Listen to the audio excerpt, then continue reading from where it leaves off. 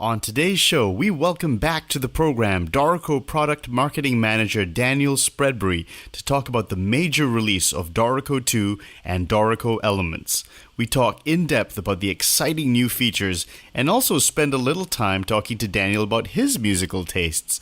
All that and more on The Nikhil Hogan Show.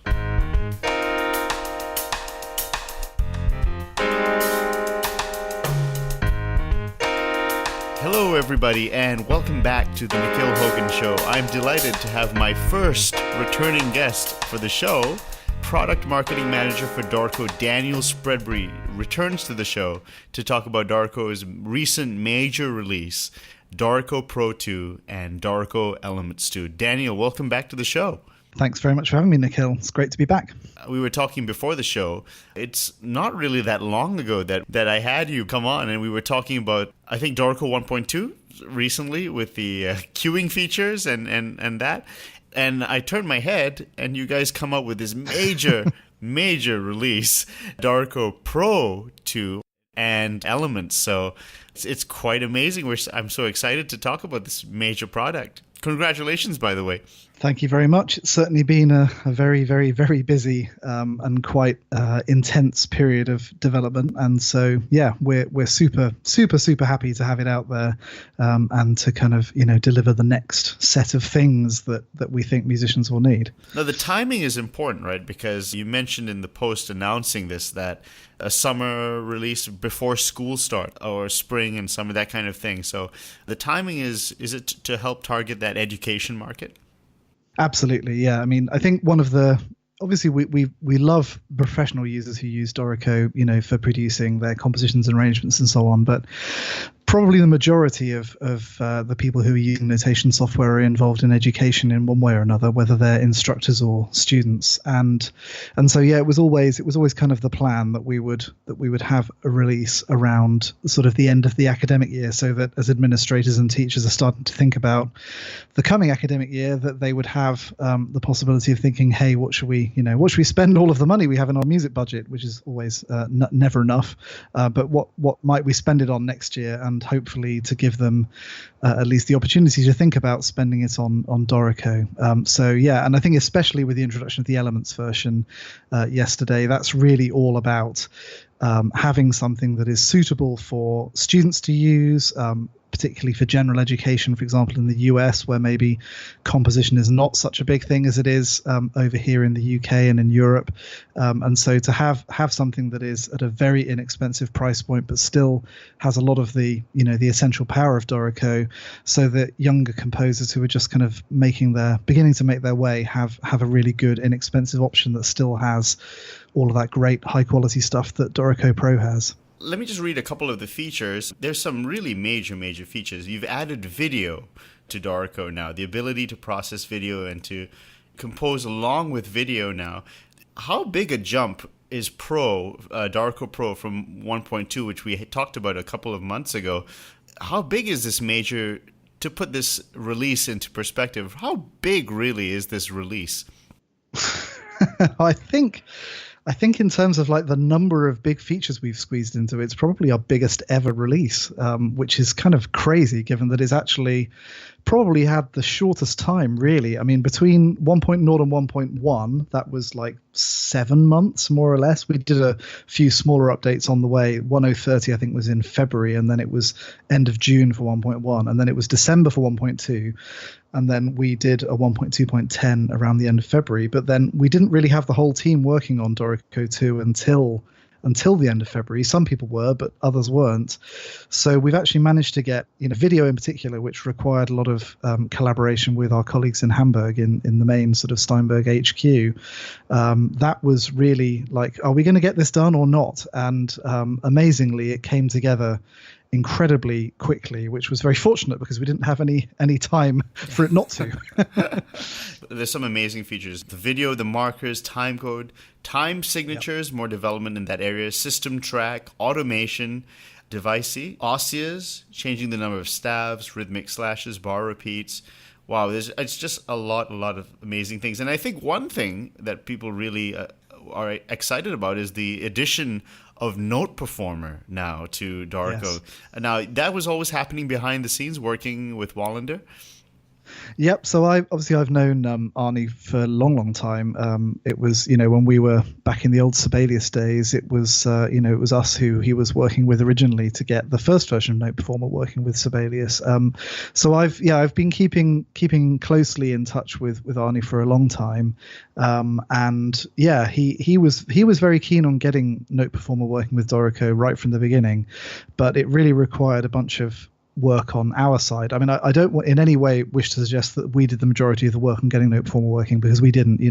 Note Performer is an amazing product, and Arnie is an incredible engineer and a very, very talented person, and he does everything himself, and it's really, really, really astonishing what he can do.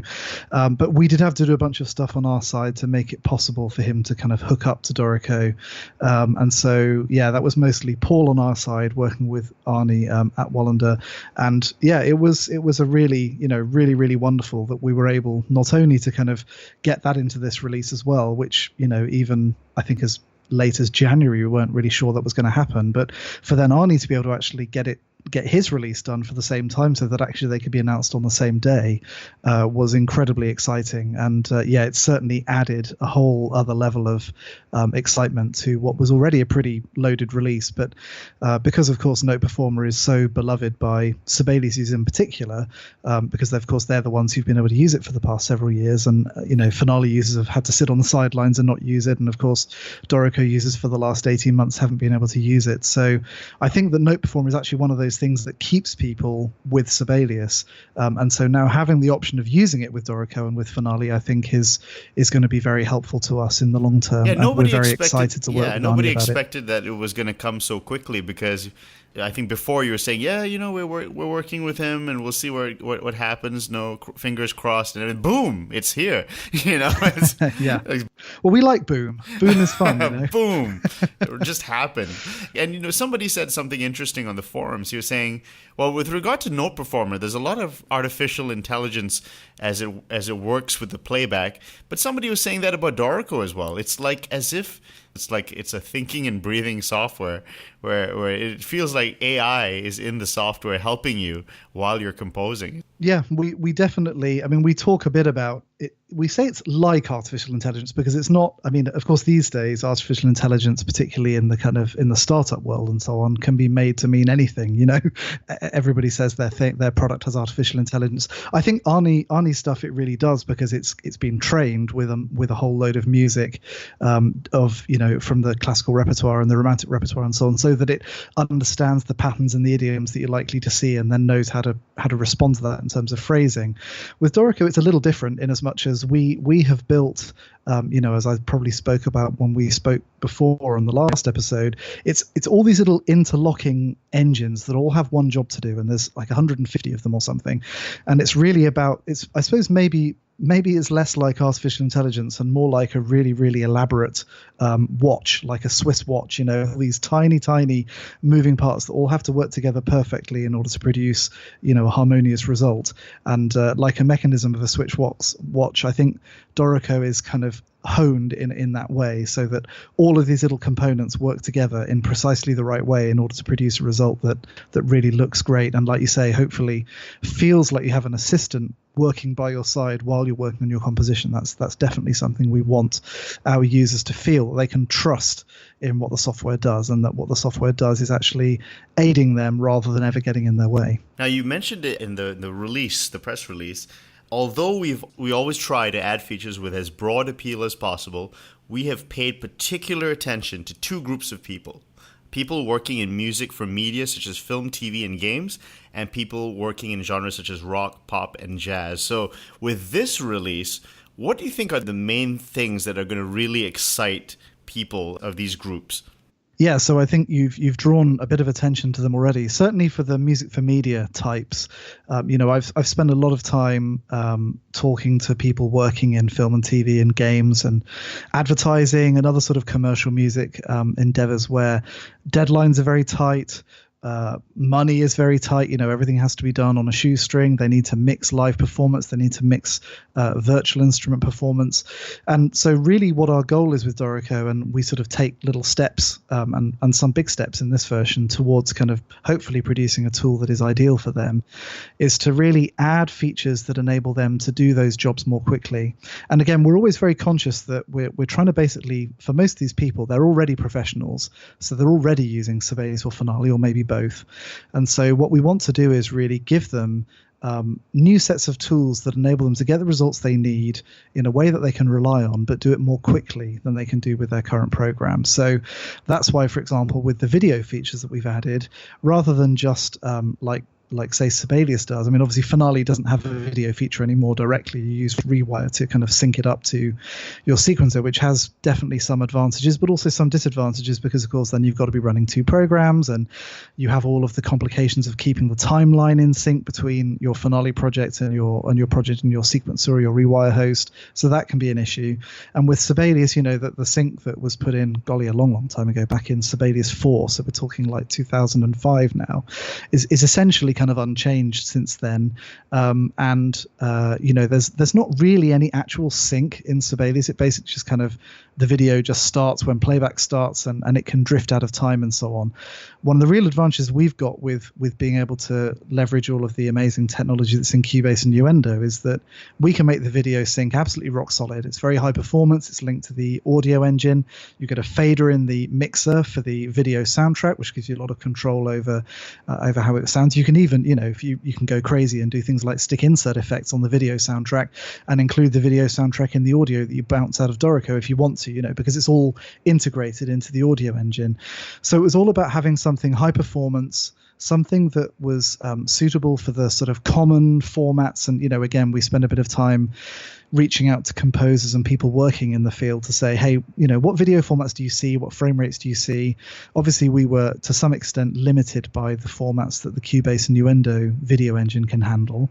But luckily, it handles all of the basic, formats and frame rates that are widely used in film and TV and so on.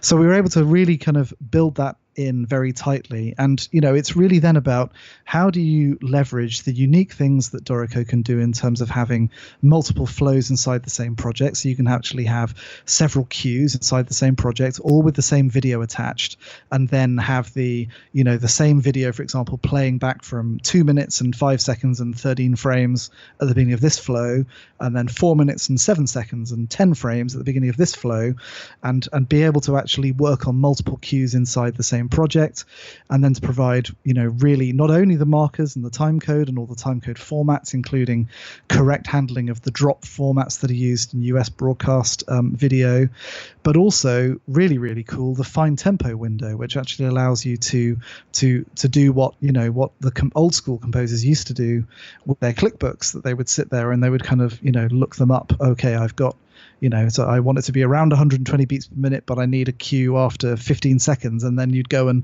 look up the click in the click book to find out what tempo you should choose.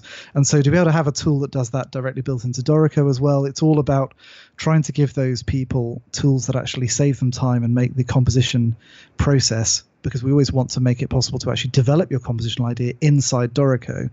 It's all about making that process easier and more efficient and giving them good reasons, hopefully, to look at Dorico over whatever they're currently using. There was a big request for slashes and developing the rhythm section. Could you talk a little bit about the rhythmic slashes and all the improvements for people working with rhythm sections? Yeah, absolutely. So as I said in my blog post yesterday, the first thing was chord symbols, and we nailed them in 1.1, and the second thing was percussion, and we nailed that in 1.2.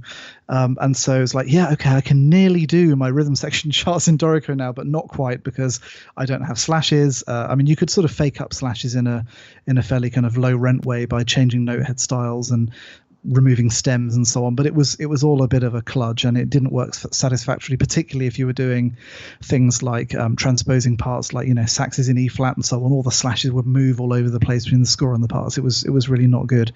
So we knew that being able to do rhythmic notation properly was absolutely crucial to kind of provide that next step for people working in those fields of, anything that basically has a rhythm section in it. So we started out early on with just the idea of having slash voices. So basically being able to take a regular bunch of notes or chords and then turn them into slashes, and they would then automatically, for example, if you had a chord with 3 or 4 notes in a keyboard part, for example, it would just show 1 slash, but under the covers it would still have those 4 notes and it could still play back that way, making it possible to kind of copy and paste material and turn it into slashes, and make sure that we had all the different designs of slashes, including, some people like their whole notes to be diamond shaped, some people like their whole notes to be kind of oblique white rectangles, sort of slanted rectangles and so on. So we wanted to have all of those things set up.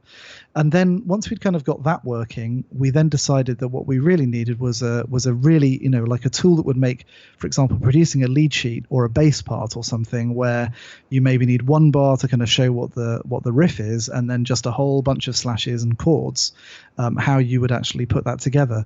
So we added this idea of the slash region, where you could essentially select from here to there, and then say, and what's neat, of course, is you can do it with a popover. You type Shift R for repeat, and then you just type slash, press return, and that whole region is then filled automatically with slashes. And the cool thing about them is that they actually follow the meter. So if you have a bunch of meter changes in there and you're going from, say, 4/4 to 12/8 to 3/4, whatever it may be, then as the slashes pass the time signature changes, they group automatically according to the meter. The job of putting in slashes, I think Finale also has a very quick way of doing that as well. You can basically use what they call a staff style to effectively just kind of splat over whatever music you've got there, whether there's bars, rest, or actual music. You can just put in slashes, and it works very much the same as Dorico's slash regions. But in Sibelius, for example, you basically have to, again, it doesn't take long, but you have to fill up a bar with slashes, then select them and go, R, R, R, R, R to repeat them. But of course, the thing about that is that if you do have things like meter changes and so on, none of those slashes are going to update. So really doing the slash regions thing in Dorico was all about just making it quicker. You should be able to do your 32 bar lead sheet where you've just got, one bar of something to set up the head of the melody or whatever it might be, and then your 31 bars of slashes. That should be possible to do in as few keystrokes or mouse clicks as possible. And then it should be, it should just kind of look right from the moment that you do it. So we always consider it worth spending the extra time to go beyond, for example, what we already had, after, I don't know how many weeks it was, but some number of weeks we'd got the slash voices working. And then we thought, well, could we stop here? We could stop here, but we'd already had the idea to do the slash regions. And so we decided that we should just get on and do them. And it was the same story with the bar repeats as well. Again, you kind of really want to have just a very, very simple method of saying, yep, here we go. Here is the beginning of the drum part or whatever. Here are 7 more bars of it. Number them. All that should be as automatic as possible. And so, it's just simply out of a desire to really make rhythm parts that look the way you expect them to look, but take as few key presses or mouse clicks as possible to get there. There's a very beautiful new font that you guys have released called Petaluma. Is that right? That's right, yeah. And could you talk about, I was really enjoying, I didn't know that there was a person called Ernie Mansfield and Ann Krenitsky. So talk about the development of that font itself. Just what happened behind the scenes as you guys were putting that together? Yeah, so obviously, every one of the scoring programs has at least one handwritten font, because, I find it slightly kind of interesting, really, that we still like to use these handwritten fonts, even though, we used to have the hand copying because we didn't have computer engraving, it was either published music or hand copying. That was the two things that you could have. But I find it interesting that people really do enjoy having these hand copied fonts to read from, even though of course they inevitably end up losing something of the total freedom and kind of looseness of actual hand copying, but they can get pretty close. And so right from the beginning, when I started working on Bravura, which is our main music font, I also started sketching out the handwritten font as well. And I again spent some time surveying people I knew, musicians I knew playing gig bands and playing jazz clubs and this kind of thing, which of the various kind of styles of hand copying that you guys play from do you actually prefer to play from? And they all said that it was the Shure Publishing real books, which are the ones that were hand copied by Gene Krenitsky and by Ernie Mansfield. And they do have they're unlike some of the other hand copying uses quite a fat nib, and so the stroke contrast between the thins and the thick strokes is very, very pronounced. With the real book, though, they don't go quite so kind of marker pen look. It's got a bit more refinement to it, and that appealed to me. So way back, I think 3, maybe even nearly 4 years ago, I started working on a text version. It's basically looking at what was in the real book and then writing myself freehand, and then over time developing a workflow in Illustrator to use, because Illustrator's got some really, really nice tools for creating brushes that can have different thicknesses and angles, and so you can basically kind of fairly quickly draw letter forms, and once you kind of got your eye in, you can do it pretty quickly. So I worked on a text font which is now Petaluma script, and got that pretty much done, and it's got some nice things in it that I'd kind of forgotten I'd done, like it's got the ability to do kind of the sort of special bracketing, overlining and underlining that is often done in those hand copied parts. So I did a lot of work on that, and then started work on the music font, but then we really got down to the sort of crunch before Dorico 1.0 came out, and we just basically had to put it down. And my colleague Anthony, who is the voice of Dorico in all of our YouTube videos, and also our UI designer as well, who he's really quite an impressive kind of polymath, really, because he can turn his hand and his skill set to all sorts of different things for us. And really very recently, like maybe only 6 or 8 weeks ago, he said to me, I think we should try and finish this font, and I'm going to try and do it. And he basically did, and he has worked incredibly hard and incredibly quickly as well. And again, he had to develop a whole workflow. He's very skilled with a graphics tablet, so he started with his graphics tablet working in Photoshop. So again, looking at the real book, and then kind of practicing drawing the musical symbols in the same way that they're drawn in the real book. There was no, we certainly didn't scan any of the real book material, anything like that. We basically drew everything from scratch, but trying to follow the same kind of hand copied style. And of course, the real book has a pretty wide range of symbols, but because it's all just lead sheets, you do not sort of see necessarily every musical symbol, like every clef, say. There's not that many C clefs in the real book. I think there are a few, but there's not many, for example. So you kind of then have to take the style that you've learned by doing the symbols that are in there, and then actually use that to kind of extrapolate out to something that feels of a piece with those symbols, but that starts to have your own personality. And I really, when I was giggling when Anthony showed me, he sort of had this test document that he'd put together with basically all of the symbols that Dorico uses, in the sort of basic notation. So clefs, note heads, ornaments, playing techniques, and so on. And when we got to the page with all the playing techniques on, and he showed me the little hand-drawn versions of all the wind techniques that he'd drawn, I was just grinning from ear to ear, because I think they are so cute. They look so nice. They're so close to the engraved ones that we've done in Bravura, but they just have that little bit of irregularity and personality to them, and they just look super nice. And so when it was all kind of, is it really going to come together? And in fact, we were still finishing the font last week, and it was really, really a last minute thing. But Anthony pulled out all the stops, and I couldn't be happier with the end result. I think it's absolutely tremendous, and the feedback that we've had over the last day or so to Petaluma has been really good. And just like Bravura, we've released it under the SIL open font license. So in fact, it's effectively, it's not quite an open source font, but it is an open font, and it can be used, even though we retain our copyright in it, it can be used and adapted and modified and redistributed. So just as Bravura has shown up all over the place over the last few years since we released the first version of it, I dare say we're going to be seeing a lot more of Petaluma around the place as well in the coming months. Of the features that we haven't talked about, what do you think are really some major features that are just so exciting that we haven't touched upon yet? I think for me, and I think the thing that has been also the most work, actually, in a funny kind of a way, is the staff management stuff. We with the stuff that we've done, particularly around Divisi, it's really about showing how Dorico's unique approach to modeling a musical score really starts to give you powerful possibilities that other programs just can't do. So, for example, with Divisi, this is where you have your section of typically string players, although as a choral person myself, I also use Divisi writing quite a lot with my, turning a 4-part choir into an 8-part choir, or even more parts than that sometimes.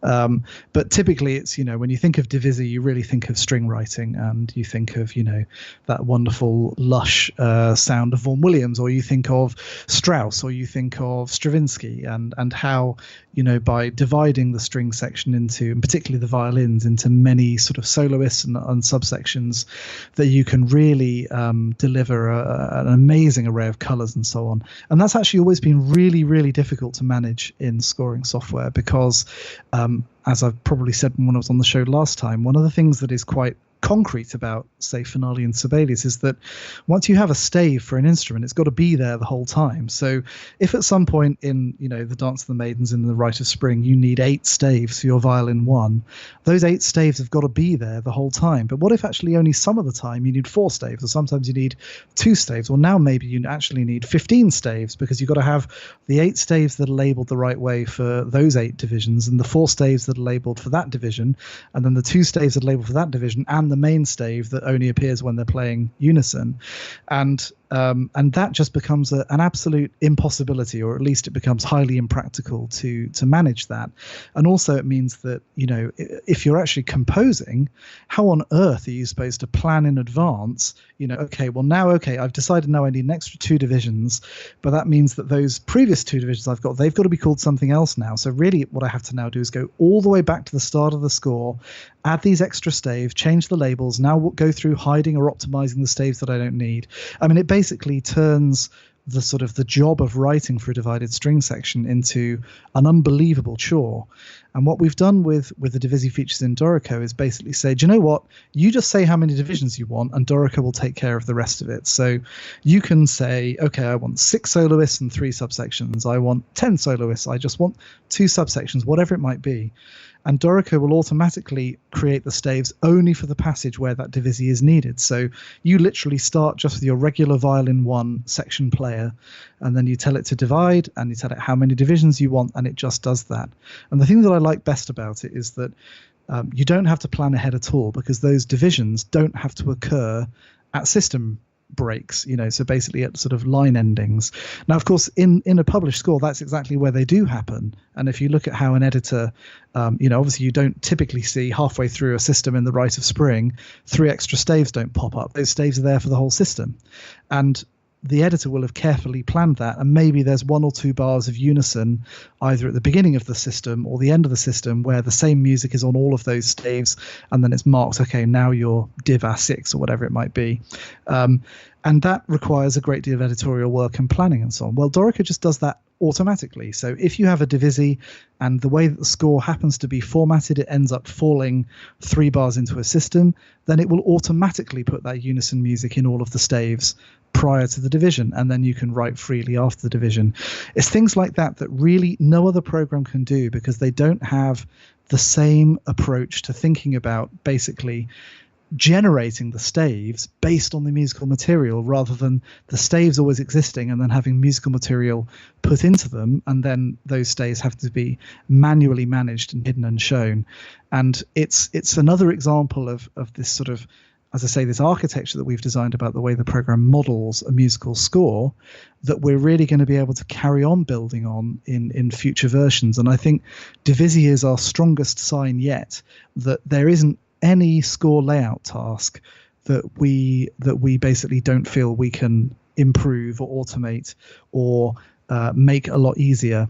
And I think that the work that Andrew, who did that feature pretty much single-handedly, has achieved over the last few months, because he also did the Ossias and the ability to change the staves of an instrument as well at any point through the score, so you can do complex piano music and ornament realizations, all that stuff. But it's the Divisi feature, I think, that really shows where Dorico's smarts truly lie, and how we can come up with, what I hope are not only fairly ingenious, but also very natural and very musical solutions to these difficult score preparation challenges, so that the program, again, it's really working with you because it understands what a divided string section needs to do.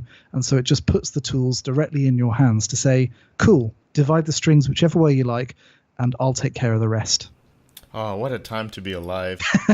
Now, let me ask you a couple of questions about, now that 2 is out, what is as much as you can tell me, what's the plan now till the next Dorico 3? And from now to Dorico 3, what's the plan? Well, we're already working on squashing a few bugs in Dorico 2.0. Obviously, when what is it Mark Zuckerberg says? You move fast and break stuff. So we tried not to break too much stuff in Dorico 2, but there are a few bugs that we need to squash. So we're working on squashing them right now. So you can expect a small bug fix release within a few weeks. We're not sure quite how long. It depends if anybody finds any really scary bugs that we didn't already know about when we sort of push the big build button last week. So we'll hopefully have that done fairly soon, and we will be doing then probably one more update that will have some actual sort of additional features in it. There were some things obviously that we wanted to get into 2.0, and we already got an amazing amount in there, no question, and more I think than I thought we would really, given where we started at the end of February. I mean, we've effectively done it in 3 months really, which is crazy to me that we managed it. So there were a few things that we would like to add that we will work on. It would be imprudent of me to promise specifically what they might be, because software development is hard and plans can change, but there's some more things around the areas that we've been working in already with this release. So for example, with the automation features that we've added, you can now draw in MIDI controller changes and you can draw in tempo changes, and that's very, very cool and opens up a lot of possibilities for shaping the sound and increasing the expressiveness of what you're producing, and tweaking parameters inside VSTs and so on. But that is really only the very first step in that direction. We were planning on doing also a special dedicated lane for dynamics, which would kind of work like the controller lanes, but which would work on the dynamics in your score. Rather like editing the tempo kind of works on the tempo items in your score, we would have a lane that would work on the dynamics in your score. So we're going to try and squeeze that in. And we're also, of course, thinking about what are the other ways of getting that data in. Could we import it from MIDI? Could we even copy and paste it from Cubase? How about recording it in real time from a MIDI device? So there's various other things like that we want to look at. And again, I can't promise that those are the things that we'll work on, but those are the sorts of things that we intend to work on, as well as, there are a few bits and bobs. Like, for example, we don't yet import slashes and repeat bars from Music XML. So that would be helpful for people bringing rhythm charts in from other programs. So we're going to look at doing that. And we have another sort of a little hit list of little bits and bobs. There were some workflow things that we wanted to tackle in Dorico 2.0 that we haven't managed to do, so we'll definitely take a look at those.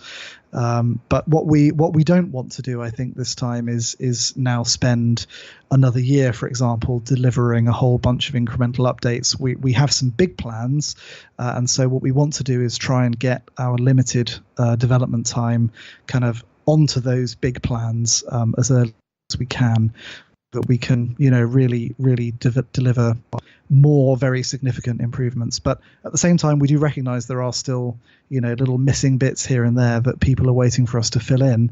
And so we have to carefully balance what we deliver in the short term, in order to hopefully, keep people happy with the version they've got now, but also looking longer term at how we can then really build some of the more challenging and involved things that need longer than 3 months to build, for example. I want to ask you a Steinberg related question. At high level meetings, do you guys talk to the Nuendo and the Cubase people often and talk about your roadmaps? And I guess all the software is very complementary to each other. So when your discussions with the people at Steinberg, I'm just really curious, how do you guys work with the other teams, and are you guys just basically far away and on your own and just once in a while shooting an email, or do you guys talk to them pretty often, is what I'm wondering about? Oh, yeah, we We work very. I mean, there obviously with there's 185 people I think in Steinberg now. So and there's only 15 of us in London, and everybody else is either a salesperson scattered around in a European country somewhere, or they're in Hamburg. So obviously we are a little satellite, and it's sometimes tempting to kind of disappear off into your own little hole and just work on your own stuff. But as Dorico matures, it's becoming more and more dependent on technology that comes from other parts of the company. Not only is there the video engine that we've added in this version, which meant working with a new set of colleagues who were incredible and did amazing work to get the video engine ready for us to use inside Dorico, because it's the first time it's been used outside of Cubase and Nuendo, which have their own kind of architecture, and Dorico has a very different architecture, so it did need some kind of knocking into the right shape, and they were incredible at doing that. And of course there's also the audio engine team that we work with, and increasingly also the Halion team who do the sampler and working on virtual instruments and that kind of stuff, and we work with them as well. So we already have those 3 points of communication from an engineering point of view, and so we do keep a pretty close. We have.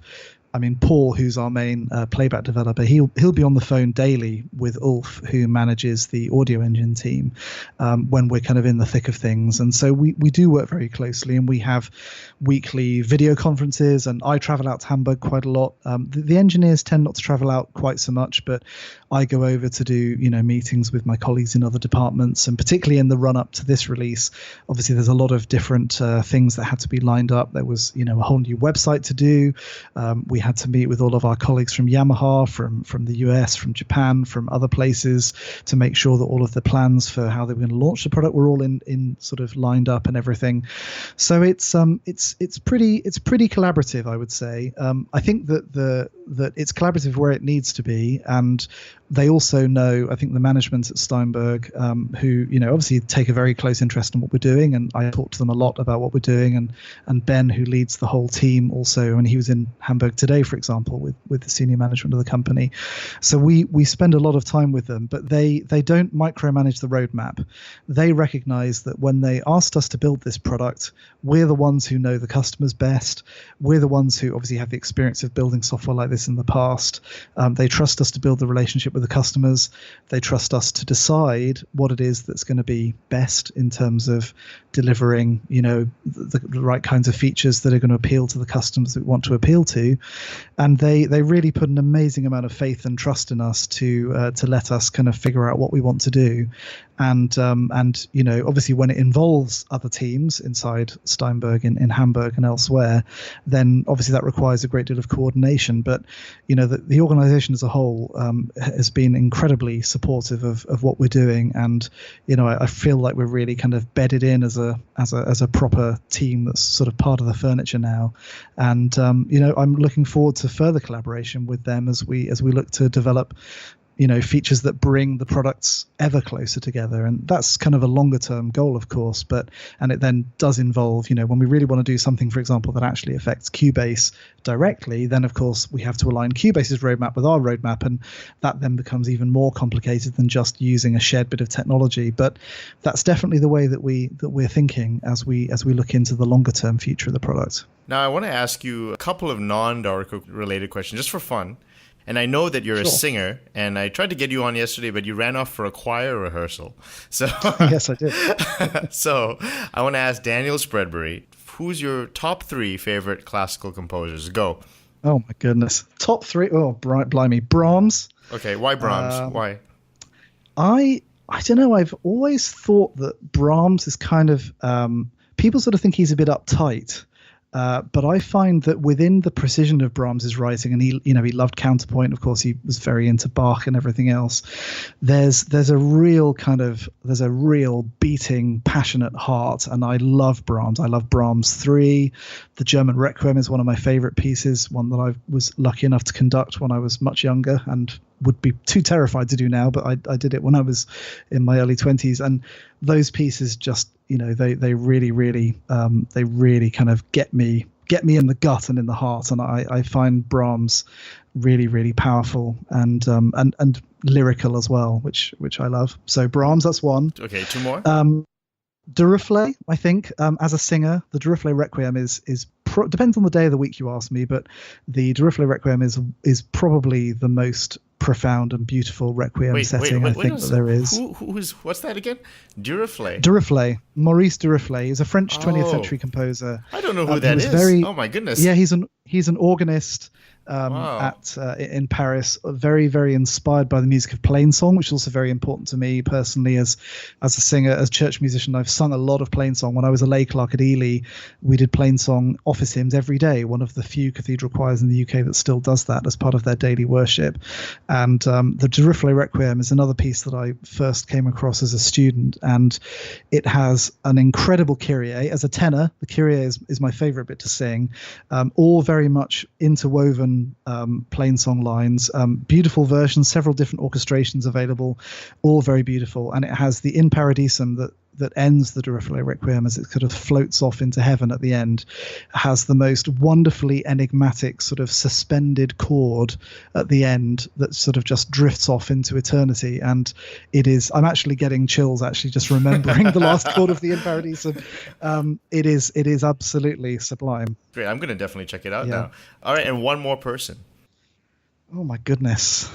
I don't know how on earth I can choose my third favorite composer of all time. Crumbs. I really don't know. I would rather. Oh, I don't know. You see, I'm gonna sort of show myself to be terribly limited in my musical knowledge if I don't say, something incredibly interesting like Lachenmann or someone. But I don't know. Well, I mean, I think at the moment I'm doing a lot of work with Parry because it's his centenary year. I've always liked Parry. He's the composer of Jerusalem and I Was Glad and all those sort of big bombastic English pieces. And I think he's a composer who was in his own lifetime rather underappreciated as a composer. He's Hubert Parry, right? Exactly, okay. That's right. So he was one of the sort of early people in the Royal College of Music in London at the end of the 19th century, really very important in rejuvenating musical education and in fact, in many ways, Britain's musical life, which was kind of a big sort of trend of that late Victorian era. And he and Stanford together were teachers to that next generation of composers who we think of as the really great kind of 20th century British composers, the Vaughan Williamses and all those people all came through and were with Parry and Stanford. And I think Parry is maybe underappreciated. Some people find his music a bit sort of OTT and a bit kind of certainly wears its heart on its sleeve. But I'm working with my own choir on Blessed Pair of Sirens, which is a beautiful ode to words by the poet John Milton. Beautiful, beautiful piece of music. We're not going to be able to do it with its full orchestral orchestration as it was originally done. We'll be doing it just with a piano accompaniment. We sing it in Cambridge in July. But I find that piece just, again, sublime. I think as a marriage of text and music, it's really, really something. And okay, yes, it doesn't necessarily have the sort of sublime interwoven sophistication of something like Duruflé's Requiem, but what it does have is a really direct, emotional sort of connection, or at least I find a very direct and emotional connection with that piece. And again, that's another one that I was introduced to actually by my music teacher when I was probably 15, I guess. And that is a piece that I've developed a real lifelong love for. That was 25 years ago, and I can remember every note of that piece. And it's actually the first time that I'll have ever directed it. I've sung it several times, but I've never directed it before this performance in July. So I'm really looking forward to that. And so yes, because it's his centenary year, and because I also think, for example, the song Farewell, which are unaccompanied part songs that Parry wrote as a kind of his own valedictory set of pieces in the couple of years before he died at the end of the First World War, those are also just unbelievably sublime. And so Parry, I think, would be my third choice today. But ask me tomorrow and I'll give you three totally different composers. You're a singer yourself, so let me ask you, who's your favorite male singer? Just as a maybe like a Pavarotti type. Like, who's your favorite singer, just technical singer? Well, that is a good question. I mean, again, maybe this is going to be too obvious an answer, but I really think that Peter Pears is incredible. Obviously, he much before my time, so I've only ever heard him in recordings and all of his collaborations with Britain and so on. But I think that, again, there's just a he's so direct and raw. I find his sort of his performance. I don't know. Also, something about the recording technology at the time. Everything feels quite kind of up front and not quite so perfect as the recordings that you hear made today. And so I think there's something, again, very kind of direct and emotional about that. And I think that really appeals to me. My voice is nothing like Peter Pears, let me say. I'm a very light tenor. I'm quite handy in high choral sections. That's me. But stick me out there doing Peter Grimes or something, I'm not going to be much use at that. But I think he's obviously an incredible performer. And again, what a marriage of artist and composer that was between Britten and Pears. And to finally end off, in the spirit of the release of Darko Elements, which is very much geared to students, what advice can you give to a music student in college? Oh my goodness. Well, I mean, I can only share my own experience of being a music student, and I was very lucky. I was able to go to Oxford to read music, and I had the most incredible time in my 3 years at college there. I mean, I know how lucky I am to have gone there, to have been able to have one-on-one tuition with people who were absolute authorities in particular fields of musicology and so on.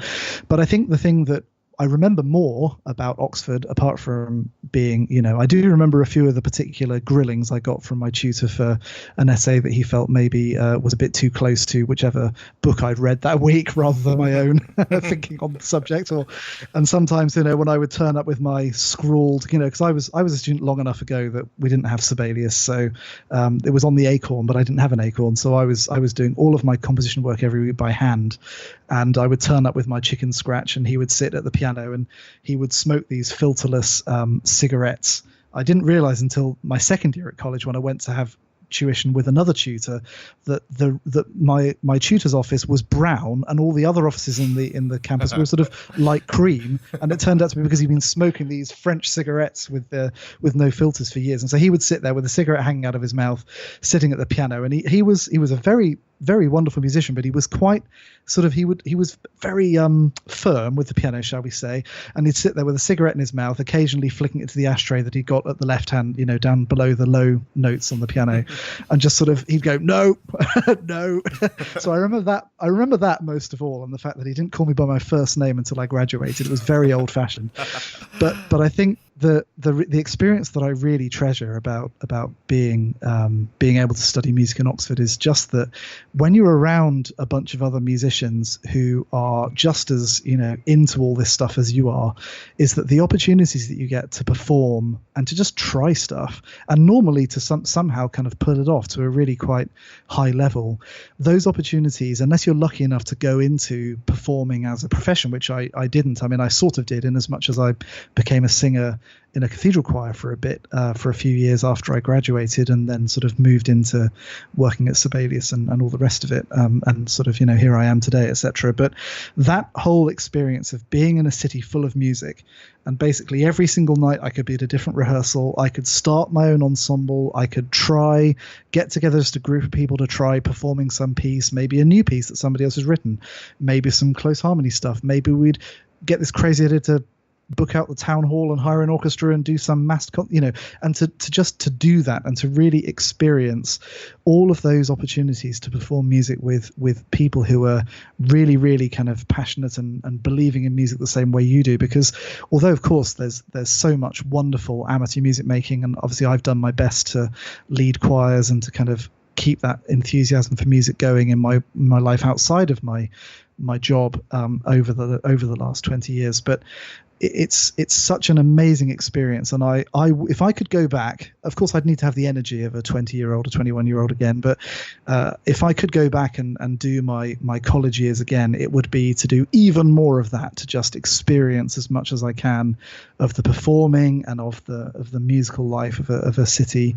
And obviously if you're a music student who's chosen a great musical town, whether it's Boston, whether it's New York, whether it's London, whether it's Manchester, whether it's Glasgow, there are so many opportunities to be in that world.